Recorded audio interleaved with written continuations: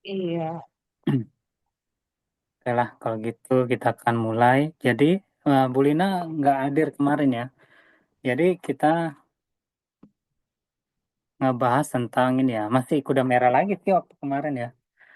Waktu hari Jumat itu.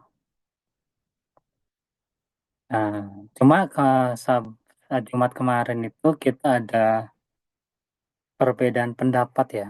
Tentang kuda ini ya, kuda merah ini ya.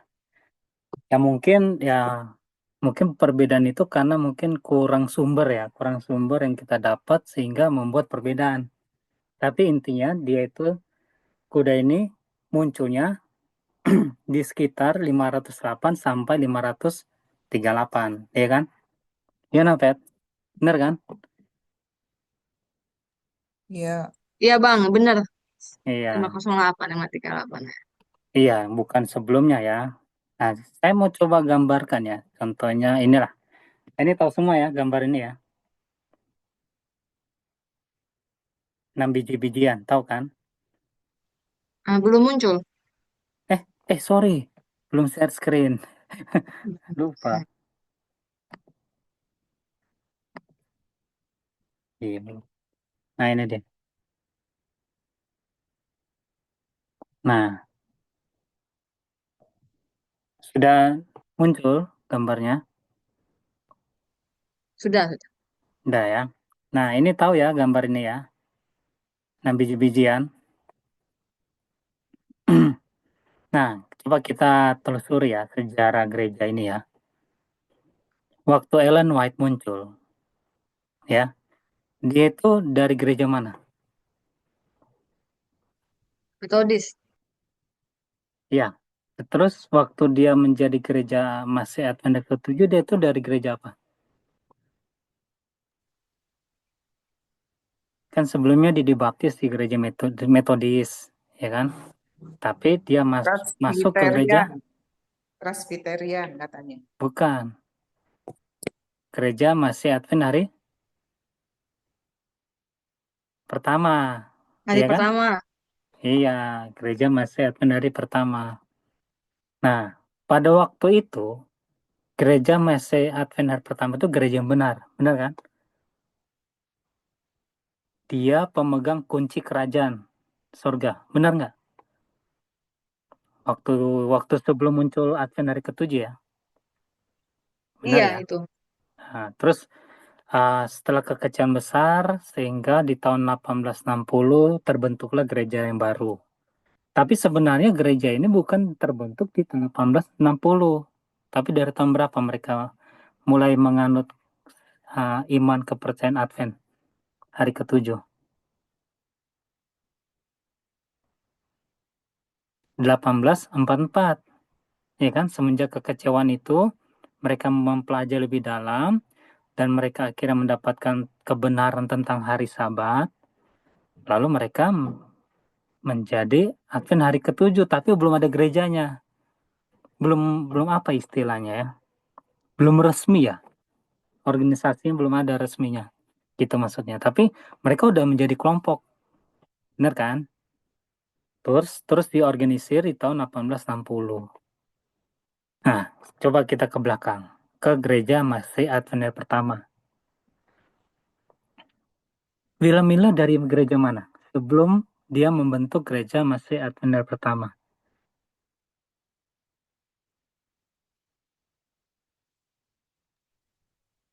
Bila-bila bukannya metodis juga ya? Bukan. Ayo, Lupa. gereja apa? Ayo. Nah, ini kadang Hmm. kita belajar-belajar sejarah ya sedikit-sedikit ya supaya nyambung semua kebenaran yang kita pelajari gitu. Dia dari gereja Baptis. Kan Tanggar Informasi. Iya, baptis. Lupa. Iya kan? Nah, dia dari gereja Baptis, terus akhirnya dia mendapatkan wahyu ya, ilham tentang 2300 hari. Terus mengabar, akhirnya terbentuklah gereja Masih Advent hari pertama. Orang-orang yang menanti kedatangan ya. Advent itu kan kedatangan ya. Hari pertama. Menyucikan hari pertama mereka. Nah, terus ke belakang lagi, Campbell. Dari gereja apa? Alexander Campbell.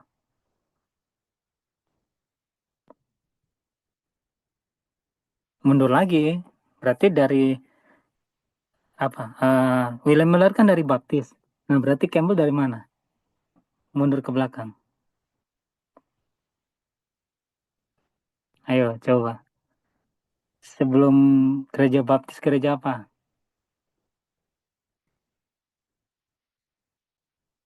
Metodis. Metodis ya. Iya.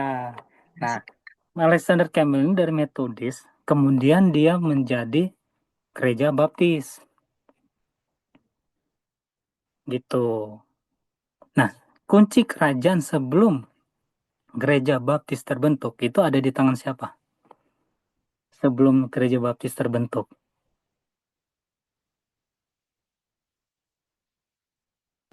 Metodis dong. Bener kan? Sebelum ada Iya, gereja Baptis ya. Nah, pada waktu gereja Baptis terbentuk, karena Metodis menolak pekabaran tentang Baptis diselamkan, berarti kunci itu berpindah ke siapa? Ke gereja Baptis. Ya kan? Gitu.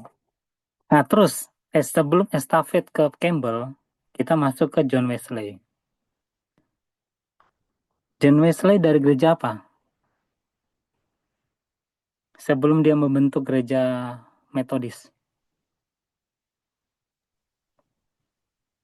Presbyterian atau apa, Bang? Presbyterian, betul. Iya.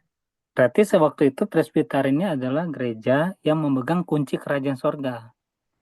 Pada waktu Metodis terbentuk, kunci itu berpindah, ya kan, dari Presbyterian ke Metodis. Mundur lagi, John Knox dari gereja apa dia sebelumnya? Lutheran, ya kan?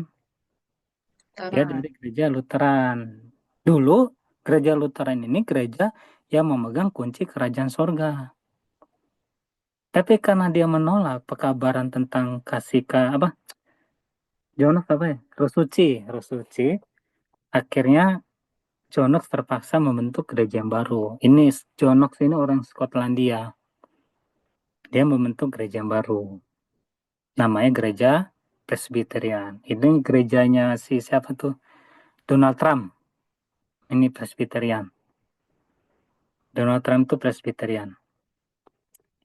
Nah, berarti ini jalur sidang Allah yang benar. Benar kan? Jalur. Di luar ini sidang Allah nggak? Di luar dari gereja-gereja ini. Ayo, coba jawab. Sidang Allah bukan? Ya enggak lah. Enggak. Contohnya, yang sekarang yang bukan sidang Allah siapa?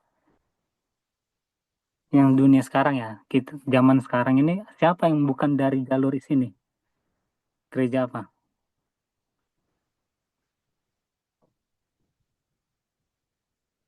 Gereja Protestan apa? Coba. Lebih perinci lagi.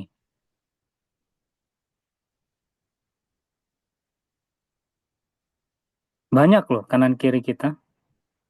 Jehovah, tak Jehovah, Iya, salah macam-macam. satunya itu. Dia tuh dari Advent. Orang Cisaksi itu yang belajar dari Advent. Terus keluar. Membentuk gereja baru. Apalagi selain gereja saksi? Eh, Bulina coba. Bulina ini banyak nih di Magelang kayaknya nih. Gereja-gereja di luar dari pergerakan ini.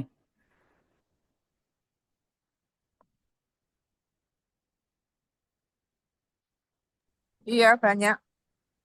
Ada Coba, apa itu? coba. Antekosta, GKI, Nah, Pantai Costa. Apalagi tadi? Beto. Betel.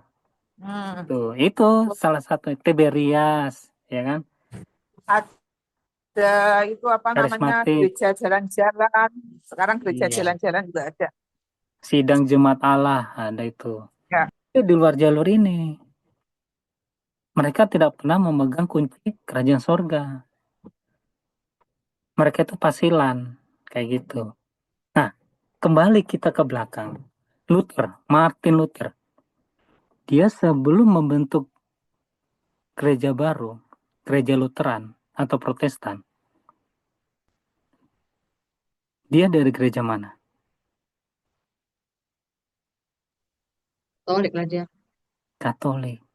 Jadi siapa pemegang kunci kerajaan surga pada waktu Martin Luther sebelum dia protes?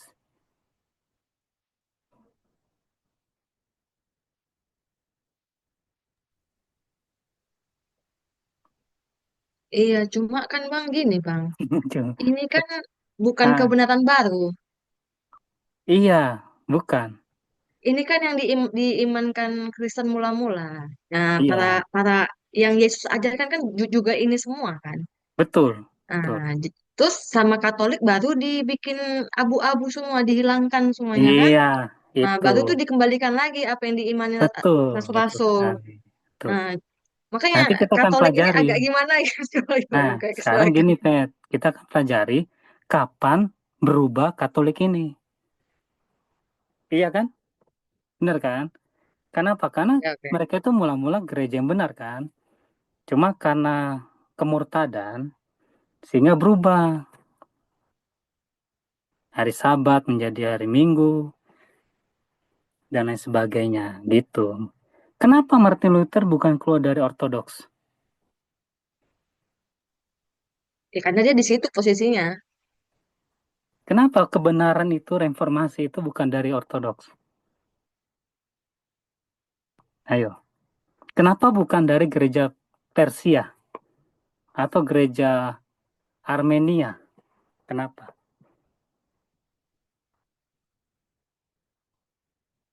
Karena ini satu jalur ini ya. Semua ini satu jalur nih. Mila Miller, Alexander Campbell, John Wesley. Ini satu jalur kebenaran, satu jalur ini ya. Kunci kerajaan itu berpindahnya ya. Pindah, pindah, pindah gitu.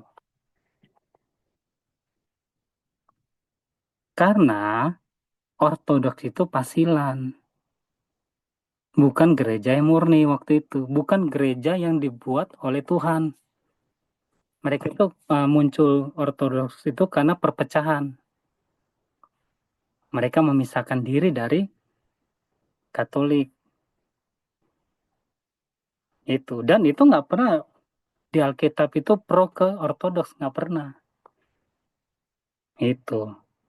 Makanya Katolik waktu itu memegang kunci kerajaan. Nah, sekarang kita coba baca deh. Nah, ini dia. Kapan dia dikafirkan? Katolik. Oke, hitung ya, gedein dulu ya.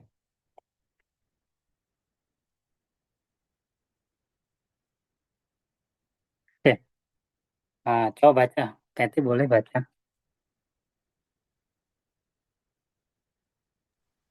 Oke. Bagaimana gereja dikafirkan? Nah, tunggu. Gereja siapa ini yang dimaksudkan ini? Ya, gereja Advent, gereja Kristen mula-mula lah. Iya, siapa gereja yang dimaksud ini? Hah? Ya, kalau Katolik itu bang kesannya dia udah abu-abu gitu Iya, siapa kesannya. yang dikuasai oleh Romawi waktu itu? Gereja siapa yang di Eh, Roma? Kristen mula-mula lah. Yang di Roma itu gereja apa? Ya, gereja Katolik. Ini bicara gereja Roma ya, bukan gereja Iya, lain, iya, bukan iya. ortodoks kan Gereja ini? lain. Bukan, Bukan bukan. ortodoks ya. Nah, kita fokus ke gereja yang disebut oleh Alkitab. Ortodoks, saksi, Pantekosta itu nggak pernah disebut di Alkitab. Kenapa? Karena mereka eh, bukan gereja yang dibentuk karena Tuhan inginkan. Itu. Nah, coba baca dulu ya supaya kita tahu kenapa sampai gereja Katolik itu menjadi dikafirkan. Nah, coba baca ini. Bagaimana gereja dikafirkan? Adalah raja-raja Romawi yang telah mengkafirkan gereja, dan karena orang-orang kafir selalu menyucikan hari Minggu, maka Sabat telah disingkirkan sejauh yang berkaitan dengan penguasa-penguasa gereja, imam-imam dan raja-raja. Orang-orang kafir sama sekali tidak menghiraukan Sabat itu. Kepada mereka tidak diajarkan mengenai kesuciannya, dan orang-orang Kristen yang sedikit jumlahnya yang mencoba untuk tetap memelihara hari yang suci itu telah hilang di dalam rombongan besar orang banyak itu. Segera Hmm, upacara-upacara Sabat itu berlalu, merupakan suatu perkara masa lampau. Ini berhasil terlaksana dalam tahun 508 Tarik Masehi yang lalu. Perbuatan iblis ini membuka jalan, lalu kepausan ditegakkan dalam tahun 538. Nah, jadi dari 508 sampai 538 inilah periode kuda Udah merah. merah. Nah, disinilah gereja Katolik itu dikafirkan. Tapi nggak langsung kafir. Nanti bisa baca sendiri bagaimana dia bisa menjadi kafir. Itu perlahan. Mungkin pertama hari Minggu ada kebaktian. Tapi sahabat tetap dipelihara katanya Hotef sini ya. Ada bacaannya selanjutnya. Ada sahabat tetap dipelihara. Di Katolik ini ya. Terus lama-lama hari Minggu mulai panjang kebaktiannya. Hari Sabat masih dipelihara. Jadi ada Sabat, ada Minggu. Lama-lama karena makin banyak lalang di dalam sidang, akhirnya Sabat itu suci dianggap suci hanya di jam kebaktian. Itu kata Otep, bisa baca sendiri ya sini. Lama kelamaan ya udah, hari Sabat nggak ada apa-apanya lagi. Itu akhirnya di tahun 538 ditegakkanlah seorang paus. Itu yang jadi masalah di sini. Paus menjadi pemimpin gereja akhirnya. Padahal sebelum dia bukan pemimpin gerejanya. Nah, oke, kita coba baca ayat Alkitabnya ya. Oh ya, supaya ada gambaran ya. Oke, sama nggak 7 sidang dengan tanggar informasi tadi? Sama ya. Sama. Kita baca di tengah kembali jilid 1. Laodikia siapa? Advent, ya kan? Iya. Philadelphia, William Miller. Sardis, Alexander Campbell, Gereja Baptis ya. Mhm. Tiatira, siapa tuh? John Wesley, apa dia? Kasih Karunia. John Huss, Roh Suci. Smyrna, Martin Luther dengan apa ya? Martin Luther, Gereja Lutheran. Nah, datang ke Efesus. Efesus Koranianya bagus nggak? Apa kesalahan dari Efesus? Coba kita lihat Alkitab ya.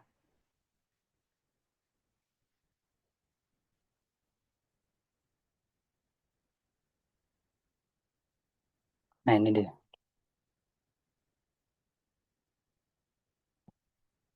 Salah. Nah, coba kita baca. Kelihatan bacanya? Kelihatan.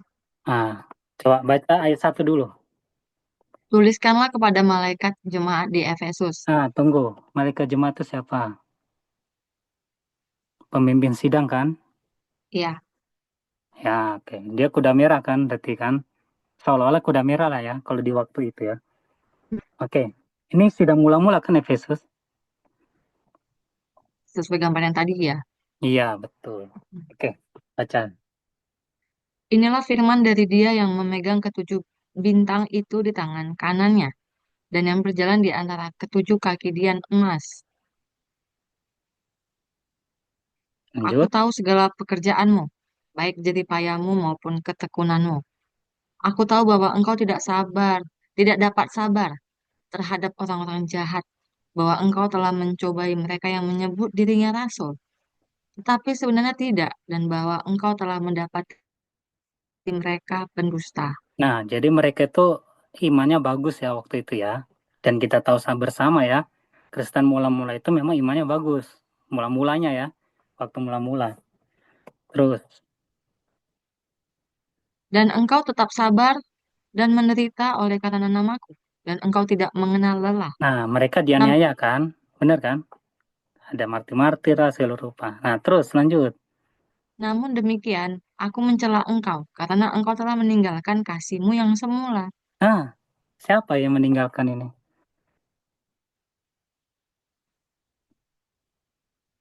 Pemimpin sidang kan?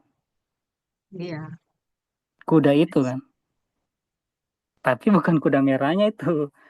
Berarti ada pengganti kuda merah ini yang meninggalkan kasih mula-mula. Gitu. Jadi dengan kata lain, kasih mula-mula yang ada di sidang Efesus itu mulai sirna. Sirna karena kepemimpinan yang dicela ini. Nah, oke, lanjut coba betapa dalamnya. Oke, sebab itu, Sebab itu, ingatlah betapa dalamnya engkau telah jatuh. Bertobatlah dan lakukanlah lagi apa yang semula engkau lakukan. Jika tidak demikian, akan datang kepadamu dan aku akan mengambil kaki Dianmu dari tempatnya jikalau engkau tidak bertobat. nah, apakah mereka bertobat akhirnya? Tidak Sidang mula-mula ini? Tidak, benar kan? Akhirnya pindah nggak kaki Diannya? pindah, Kaki Dian artinya apa kaki Dian? Sidang benaran kan? kan ya? Tidak. Iya, sidang. Itu pertanda mereka itu adalah sidang. Tapi kalau Tuhan pindahkan kaki Diannya, dia masih dianggap sidang nggak? Enggak lah, Nah, enggak benar. itu. Nah, itulah yang terjadi pada Katolik. Akhirnya kaki Dian tuh berpindah ke Martin Luther.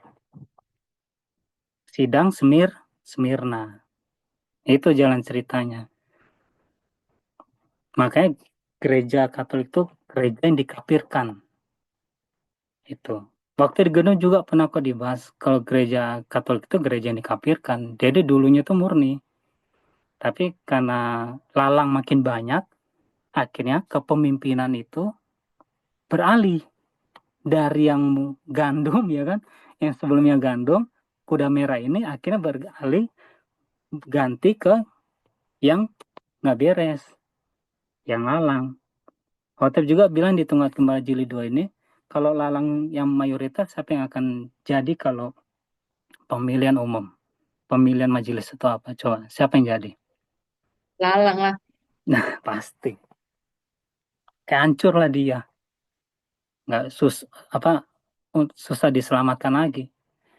Makanya Tuhan bilang, kalau kamu tidak mau kembali ke kasihmu yang mula-mula, aku akan memindahkan kaki Dianmu. Itu Tuhan bilang. Akhirnya pindah kan dari dia ke Protestan. Nah, ini coba kita baca ini ya, supaya lebih jelas. Kunci kerajaan Tuhan, kerajaan surga. Nah, ini. Jadi di sini kita pernah baca ya, kalau Tuhan memberikan kunci itu kepada rasul siapa sebelumnya? Petrus ya. Nah, terus Hotep jelasin sini kunci itu berpindah ya akhirnya. Nah, sekarang coba kita baca ini. Walaupun, Walaupun Allah telah membuat para pemimpin Yahudi itu merupakan contoh, orang-orang yang menggantikan para rasul, sebagaimana orang-orang yang menggantikan Musa, karena mempraktekkan kebiasaan dunia telah menolak kebenaran Luther, serta melakukan kebiasaan-kebiasaan dunia. Demikianlah Kristen yang mula-mula juga telah mengkhianati kepercayaan mereka yang suci. nah tadi kita baca kan di Wahyu pasal berapa tadi? 2 ya. Kalau Kristen mula-mula itu telah mengkhianati kepercayaan mereka yang suci. Siapa ini yang mengkhianati? Kristen mula-mulanya. Nah, coba kita baca lagi. Lanjut. Oke. Sejak saat itu, kunci-kunci kerajaan surga telah berlari dari orang Kristen yang mula-mula Nah, yang dalam kurung. akhirnya menjadi sidang Katolik Nah, itu dia. Lalu dipercayakan kepada dipercayakan pengikut pada Luther. pengikut Luther. Itu yang tadi kita baca Wahyu pasal 2. Kalau di Wahyu pasal 2 dibilang kaki Dian. Itu dipindahkan dari sidang mula-mula ke Martin Luther. Itu. Jadi makanya kasihan Katolik ini merasa diri sebagai gereja mula-mula, tapi mereka sudah meninggalkan kasihnya yang mula-mula. Dia merubah sendiri doktrinnya. Itu. Dan di tahun 508 ini, mana ya tadi? Nah, di tahun 508 ini banyak orang Katolik yang dibantai. Banyak. Bisa baca sejarah. Itu gambarannya. Jadi intinya, nanti kita pelajari lagi ya sama-sama. Uh, Intinya kuda ini dia itu adalah pergerakan sidang yang menjadi martir-martir antara tahun 508 sampai 538. Itu intinya. Nah, kalau kuda merahnya berhenti sampai situ, istilahnya mati. Nah, berarti ada penggantinya dong. Benar kan? Nah, ada penggantinya kan? Nah, penggantinya ini yang bobrok. Rohaninya. Itu yang dimaksud di sini. Tuh, segera upacara sabat itu berlalu merupakan suatu perkara masa lampau.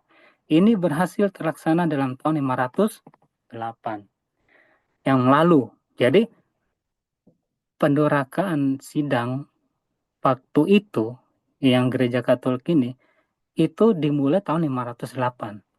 Dan akhirnya karena ini terjadi terus-menerus, di puncaknya di tahun 538 berdirilah Paus. Akhirnya sidang itu dijajah oleh Paus. Kenapa? Kenapa Paus ini bisa masuk menjadi pemimpin gereja? Itu bisa baca sejarahnya tuh. Karena kepemimpinan sebelumnya itu udah mati. Diganti oleh Paus. Paus mengambil kendali. Dan dia tuh alatnya Romawi sebenarnya sebelumnya ya. Itu. Padahal dulu itu nggak ada Paus. Dulu itu uskup. Yang tertinggi di gereja Katolik itu uskup. Itu istilahnya uskup ya. Kalau kita pendeta. Pendeta General Conference itu uskup kita bilang. Tapi kalau pendeta daerah itu kayak pastor. Kalau di Katolik itu pastor. Itu istilahnya ya. Kalau pendeta muda itu frater. Kalau di Katolik. Oke, mungkin ada tambahan atau pertanyaan? Kalau enggak kita lanjut ke kuda hitam ya, kedua. Kuda Iya, hitam ini ada problem juga nih. apa? Tapi ini dulu, clear dulu. Boleh kita lanjut aja? Lanjut dulu boleh. Boleh lah ya. Lanjut. Saya lanjut. Supaya kita ketemu titik temunya ya. Oke. Jadi, setelah kuda merah ini tidak melanjutkan perjalanannya, ya, karena mati dibunuh di sekitaran 508 sampai 538, akhirnya kita beralih ke kuda berikutnya. Nih, kuda hitam. Kemana kuda hitam? Ke tanah utara. Atau Sarah. disebut negeri utara ya, negeri utara. Nah, ini terjadi di dalam masa kegelapan agama. Itu, di dalam masa kegelapan agama, kereta ini muncul, kereta hitam. Kuda hitam. Yang menjadi pertanyaan, yang menjadi problem, siapa kuda hitamnya? Nah, itu jadi problem. Di gedung ada dua pemikiran. Kuda hitam ini adalah paus. Karena mereka taunya Katolik itu gereja benar dulu ya, dulu. Seperti yang saya bilang tadi di kuda pertama, kuda merah itu menunjukkan ke Katolik. Nah, tapi di sini mereka bilang ini kuda hitam ini paus. Kedua beda. Kedua itu pemimpin sidang. Udah pemimpin sidang mana? Bukan pemimpin sidang, katanya gitu. Coba ada yang bisa tanggapin?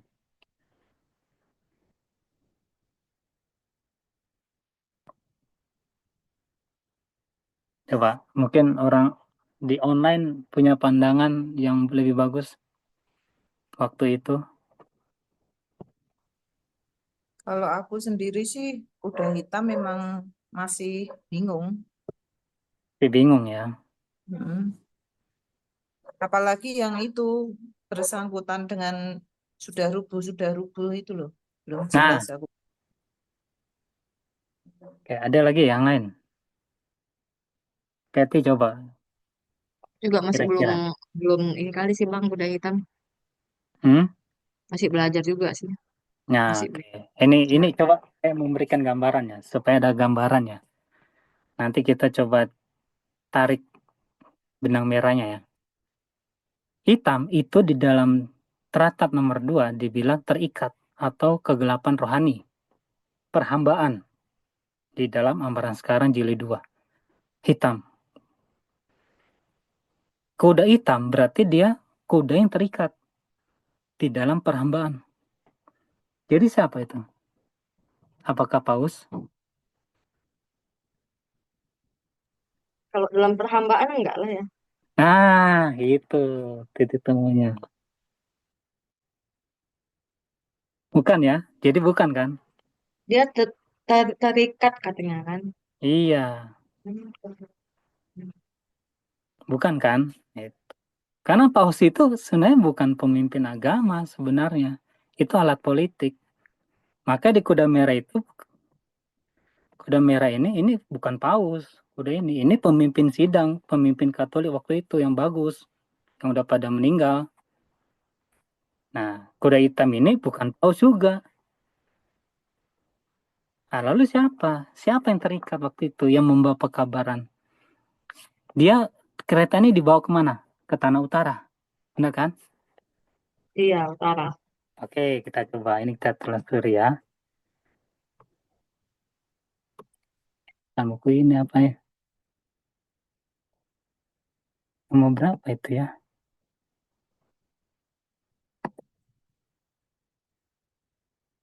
Coba. Buku ini kali ya. Ada satu, dua. Nah, apa yang disebut Tanah Utara? Ini coba baca dari atas ini. Tanah. Coba Keti Tanah buku. utara, tanah utara yang secara geografis terletak di sebelah utara Palestina adalah tempat di mana kereta-kereta lainnya itu pergi, yaitu negeri-negeri yang kini didiamin oleh bangsa-bangsa Kristen. Negeri mana itu? Di utaranya Palestina.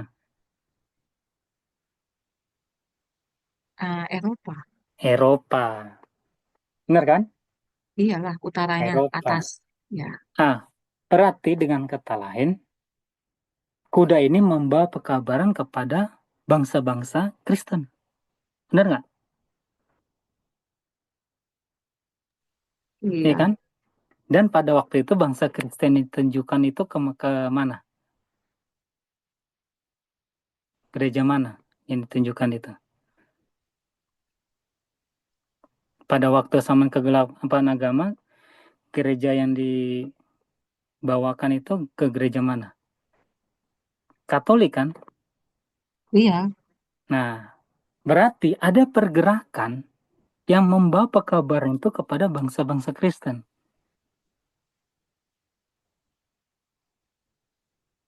Ya, ada pekabaran yang membawakan pekabaran itu kepada bangsa-bangsa Kristen. Dan dia terikat, susah bergerak, kuda-kuda ini. Ayo coba siapa itu?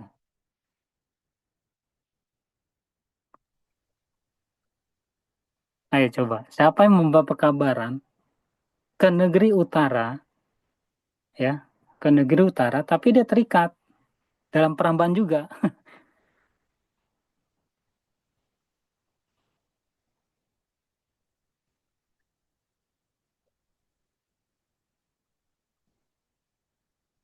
ini yang bernubuat dengan kain karung itu nggak ya Bang? Bukan ya? Oh, bukan, bukan. Bukan ya beda ya? Tapi itu di periode Hmm, yang sama. Itu di sama. periode yang sama. Tapi bukan itu maksudnya. Siapa ya? Kan Ya. tangga reform yang tadi tuh ada berarti apa Nah, apa coba gimana? kita lihat tahunnya ya. Supaya ada clue-nya langsung ya. Ketutup ini ya. Terus lihat gambar awalnya. Ketutup tadi. Nah, ini dia. Tahun berapa ini? Dia keluar di tahun berapa? Mana? Ini nih. Iya, lima Ya. tiga delapan sampai 1798 Ya, ya. Tapi bukan berarti dia keluar langsung dari 538, bukan. Maksudnya di antara ini dia keluar. Nah, pergerakan apa yang muncul di antara ini? Yang dia tuh sebenarnya terikat, susah bergerak, tapi dia membawa pekabaran kepada negeri utara, yaitu Eropa. Eropa Barat ya intinya ya. Katolik. Pergerakan apa itu? Yang membawa pekabaran di tahun itu. Di kisaran tahun ini.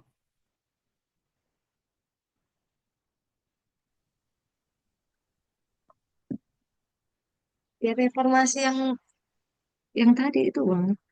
Yang mana? Jangan ragu-ragu bilang. Masih ragu, coba coba coba. Ini, Tapi dia terikat ya. eh, jangan ragu-ragu, bilang aja. Menurut Peti itu yang mana? Yang membawa pekabaran kepada Katolik negeri utara itu. Ini kan? Ya si Luther, no, terus. Nah, karena mereka yang membawa pekabaran, kita cari tahu dulu maksudnya terikat apa. Iya kan? Karena kita Iya. tahunya yang membawa pekabaran ini ke negeri utara. Tapi kenapa dibilang terikat? Kita harus tahu mereka ini keluar di periode masa kegelapan agama. Nah, pada waktu masa kegelapan agama, siapa yang berkuasa? Paus lah. Paus, dia menjajah. Benar kan? Paus ini menjajah daerah mana? Eropa juga. Eropa, dia menguasai Eropa. Nah, kalau contohnya Martin Luther keluar dari Jerman, Jerman siapa yang kuasai? Paus, Paus. Paus. Terikat dong dia. Susah untuk bergerak dia. Itu, susah bergerak dia. Waktu Martin Luther muncul, banyak pengikut Martin Luther dibunuh. Banyak. Salah satunya itu Ratu Inggris. Tahu yang dipenggal kepalanya? Istrinya si Henry ya. Iya, Henry ke-8. Si Anne Boleyn. ya Boleyn, si apa Anne Boleyn? Boleyn Boleyn ya siapa ya. Ah, dia salah satu pengikut Martin Luther yang dipenggal kepalanya. Dan anaknya itu Elizabeth I. Di mana Elizabeth I ini suatu hari kelak akan menjadi ratu di Inggris. Tapi dihalang-halangi oleh orang-orang penting di Inggris. Karena mereka Katolik, orang-orang penting itu. Ini banyak terjadi pembunuhan waktu itu. Waktu Henry VIII meninggal, digantiin sama anaknya yang laki-laki satu. Eh, siapa itu? Nah, kebetulan laki-laki ini Protestan. Cuma dia masih muda, masih belasan tahun. Jadi kepemimpinan gereja Inggris ini dipimpin, diatur atau dikendalikan oleh pamannya. Pamannya ini Protestan. Tapi orang-orang nggak tahu kalau mereka Protestan. Nah, terus waktu anaknya mati ini, yang siapa sih anaknya Henry 8 lupa yang laki-laki. Digantiin sama anak pertamanya si Henry, perempuan, karena nggak ada penerus lain. Siapa istri perempuan?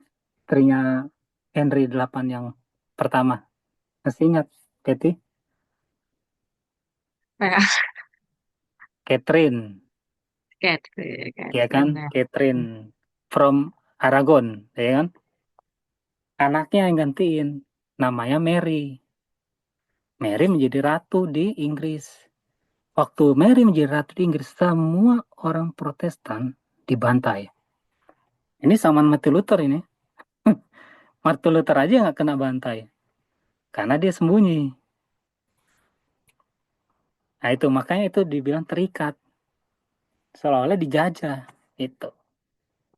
Nggak berhenti sampai situ, masih lanjut. Waktu Mary jadi ratu, banyak orang Inggris yang dibantai. Di kerajaan Inggris itu banyak dibantai. waktu Mary menjadi ratu. Kenapa? Karena Mary itu Katolik. Nah, pada waktu Mary mati, nggak ada penerus yang lain.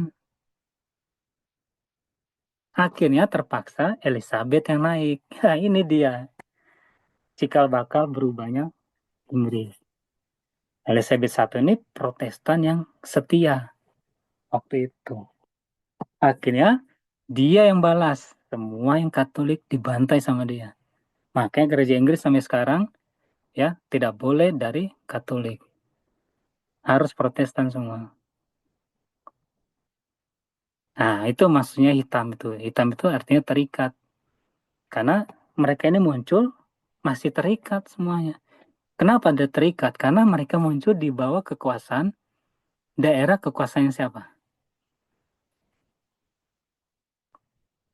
Paus ya.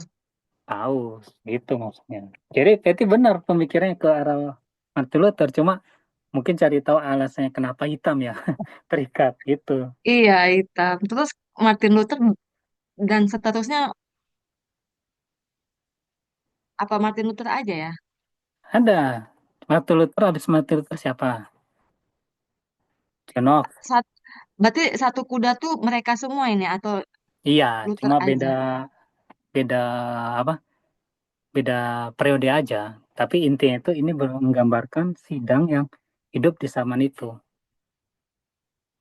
Itu kan sebenarnya Nyonya White bilang kan sidang Allah itu cuma satu. Bener kan sebenarnya ya. Cuma estafet aja ganti-ganti nama. Bener kan? Itu. Jadi ini intinya tuh sidang di dalam pergerakan zaman kegelapan agama. Itu. Ada siapa? Martin Luther, ada siapa? John Knox, ada John Wesley. Alexander Campbell masuk nggak? Masuk. Enggak. Nggak masuk. Kenapa? Karena dia muncul setelah 1798.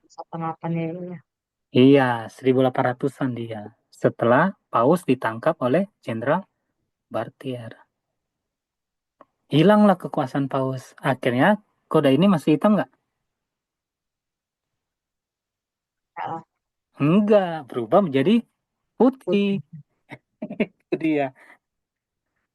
Dia ini bukan terikat lagi dia waktu itu. Nah, ini putih ini dia sebenarnya mulainya itu dari zaman Alexander Campbell sebenarnya, tapi yang lebih difokuskan Hotep itu ke zaman William Miller.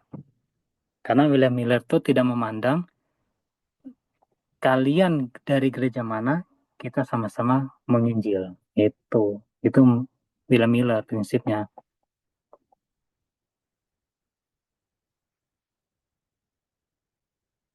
Oke, ada tambahan pertanyaan?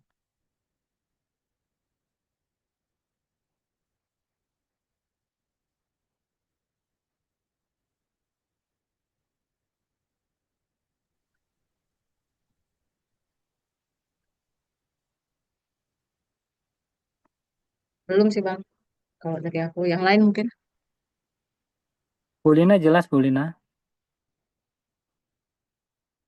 Sebentar lagi ada tamu. Oh iya, oke. Mungkin. Iya, iya, iya. Ayo coba. Rivaldi nih coba satu lagi. Cuma berempat kita hari ini. Oh iya, nggak apa-apa. Yang penting belajar. Iya ya.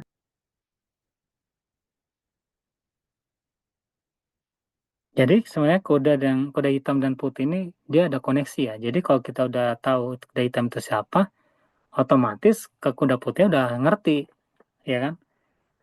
Dia kayak estafet gitu. Cuma dia digambarkan dengan kuda putih di periode itu. Itu maksudnya.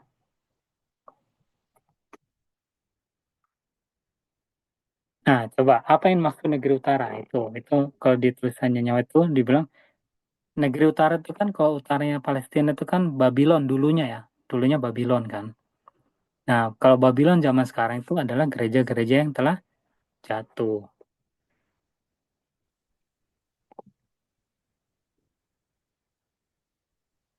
Tuh. Jadi waktu kuda putih muncul, kuda putih ini membawakan kereta kemana? Utara juga kan? Nah, Iya, berarti dengan paham. kata lain dia membawakan pekabaran itu ke semua denominasi gereja pada waktu itu. Selain Ortodoks ya. Ingat, Ortodoks itu nggak ada dibilang sidang Allah, nggak pernah. Jadi fokus utama mereka ini sebenarnya tertuju kepada gereja yang pernah memegang kunci kerajaan surga. Yang pernah.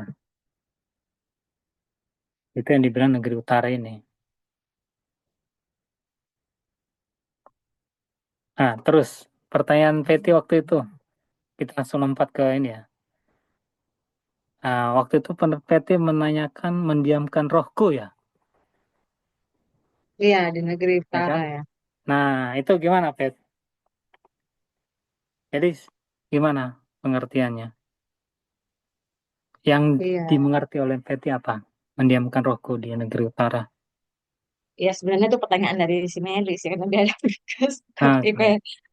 Ah, jadi Peti ngerti apa jadinya? ya, jadi apa kabar itu nggak berkembang kan? Makanya dia bilang diam ya. Hmm, ditolak ya. Intinya itu pekabaran itu ditolak. Iya Tapi ditolak kan? yang harus diingat ini ya, mendiamkan roh bukan artinya ditolak. Ini ada yang salah mengerti nih, ya kan? Ada yang salah mengerti nih. Di gedung ada yang salah mengerti. Akhirnya waktu ditanyain kena skakmat gitu. Kenapa? Mendiamkan roh itu bukan artinya ditolak pekabaran itu.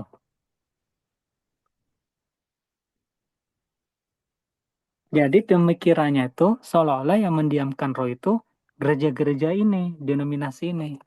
Ngerti?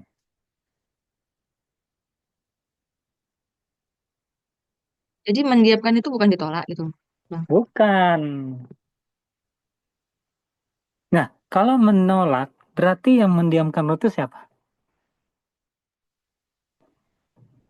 Ayo coba. Berarti yang mendiamkan roh itu siapa? Gereja-gereja ini dong. Negeri Iya, utara dong. Benar kan? denominasi ini semua. Jadi seolah-olah gereja-gereja itu yang mendiamkan roh. Tetapi di dalam nubuatan, apa yang mendiamkan roh?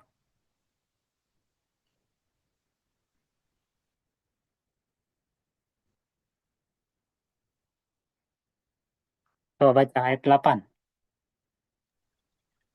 Kemudian berteriaklah ia kepadaku sambil berbicara kepadaku, katanya, bahwasanya pasangan ini yang pergi menuju negeri utara itu telah mendiamkan rohku di negeri utara.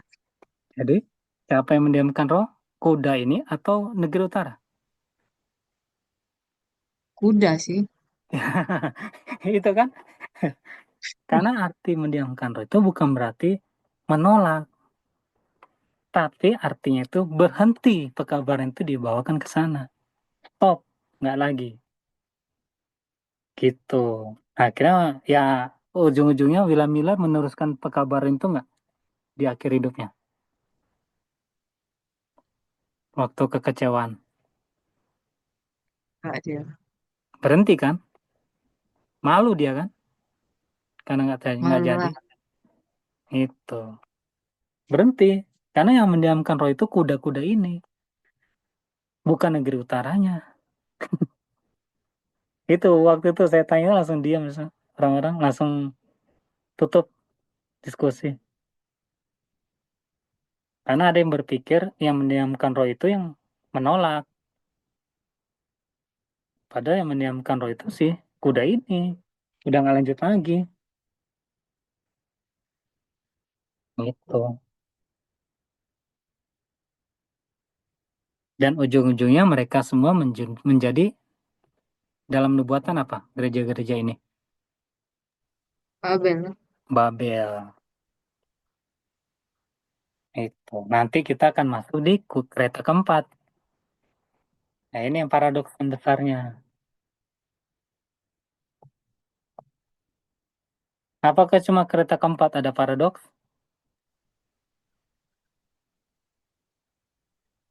Gimana Bang? Apakah cuma di kereta keempat yang ada paradoks? Karena ada dua kan, dua pasang kuda ya. Iya. Tapi di periode lain nggak ada pertentangan antara dua kelompok di dalam gereja. Ada kan? Ada juga, Iya. cuma Makanya di dalam judul khotbah Hotep dibilang The Great Paradox. Nah, apa artinya? ya yang paling Paling besar, ya kan? paling besar karena dua Iya. pasang. Di zaman kita ini The Great Paradox, bukan Small Paradox. Itu maksudnya. Berarti yang lain small gitu ya. Small, yang Dibilang paling aja lagi. sadis itu di periode kita. Mm-mm. Kita nggak bisa keluar. Kita harus bertahan di dalam, walaupun terjadi paradoks ini. Ya, itu maksudnya Hotep. Makanya dibilang The Great Paradox. Oke, kalau nggak ada kita tutup. Mungkin ada pertanyaan terakhir. Udah mulai kerja mereka. Ya, belum sih Bang. Mungkin kita lanjut dulu minggu depan. Ya, Belum jadi ada pertanyaan. oke, kita lanjut berikut ya. Yang ini, kita bilang Ya, Bang Hedi lagi berdoa. boleh boleh. Maka berdoa. Bapa kami di surga, terima kasih kesempatan di mana kami bisa belajar firman Tuhan. Pimpin kami agar kami bisa paham kebenaran ini dan kiranya bantu kami untuk tetap semangat dalam belajar firman Tuhan dan kiranya pimpin di hari persiapan untuk Sabat ini, kiranya kami bisa menjaga kesucian Sabat nanti di hari Sabat. Ampuni dosa-dosa kami serahkan doa ini di dalam nama Yesus. Amin. Oh, ya, ya, nanti kita lanjut ya.